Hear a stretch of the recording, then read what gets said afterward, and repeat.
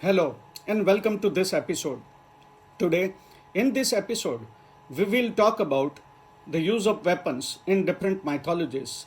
Particularly, we will focus on Hindu and Greek mythology. Right from the times of Stone Ages, humans have used weapons either to protect themselves or to attack others. Broadly speaking, there are two types of weapons that can be released from the hand, like arrows, or like trident, or like spear, and the weapons that can be kept in the hands, like axe, or mace, or sword. Some weapons were given supernatural colors too in mythology. It was generally held that weapons should be used judiciously. In Ramayana, Hanuman surrenders to Brahmastra, as not doing so would be to disrespect it. In the old system of residential education, warriors were taught hands on how to use weapons along with other branches of knowledge.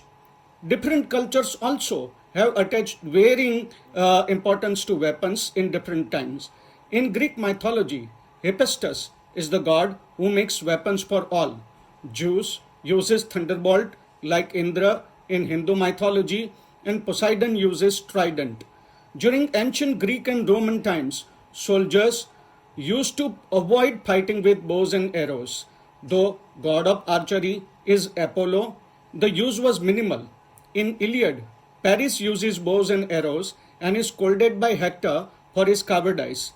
In Iliad, Ajax and Hector fight, and Ajax penetrates Hector's armor with a spear. When Apollo intervenes to stop the fight and war, at that time Hector gives Ajax his sword and Ajax gives him his girdle. Warriors' preference for weapons kept on changing, and so also their preference for armors and shields. No weapon could kill Achilles except if shot in his heels. Karna in Mahabharata is born with an armor over his body. Zeus carries aegis, and Roman god Mars carries ancilla. However, in Hindu mythology, on the contrary, archers were highly respected. Arjun and Karna both were excellent archers. Ram used to fight with a bow and an arrow.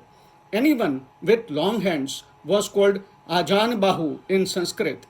In Ahmedabad, there is a temple of goddess Tanushadari, and it is believed that she killed Asura with her bows and arrows. Arjun's Gandev, Shiv's Pinak, Vishnu's Saranga, and Ram's Kadanda are the famous bows. Arrows shot by Ram were called Ramban, as they always achieved the target. Parshuram was known to use axe. Balaram, Krishna's elder brother, used plow to fight, whereas Krishna used Sudarshan. Ganesha uses lasso or a rope. Bhima's mace or gada was called Vrigoharan. Hanuman is shown uprooting trees and killing demon in Sundarkand. In Gita, even conch shells are named, as they were blown during the battle and were associated with warriors. The stanzas in Gita say, Panchajanyam Rishikesho, Devadattam Dhananjaya, Pondram Dadmo Mahashanka, Bhima Karma Vrukodara, Ananta Vijaya Raja, Kunti Putro Yudhishthira, Nakula Sahadevas Sughosha Mani Pushpako. One of the reasons why archery was exclusive and expensive was that archers would have to wear light armors to allow them the flexibility of movement of hands, and that made them vulnerable. They were individual fighters, and they seldom fought in groups. Archery required constant practice, and so only peaceful countries could afford to exercise those weapons. Moreover, Greek heroic code expected soldiers to fight one on one, whereas one could remain hidden and still kill an enemy with a bow and an arrow. Almost identical was the fate of slingers. Greeks considered using javelin or axe as heroic. Since old myths are incorporated in epics, which generally have heroic undertones and themes, the weapons of warriors have assumed equal importance. We will discuss more on mythology in our next episode. Till then, stay safe, stay happy, and keep reading. Goodbye.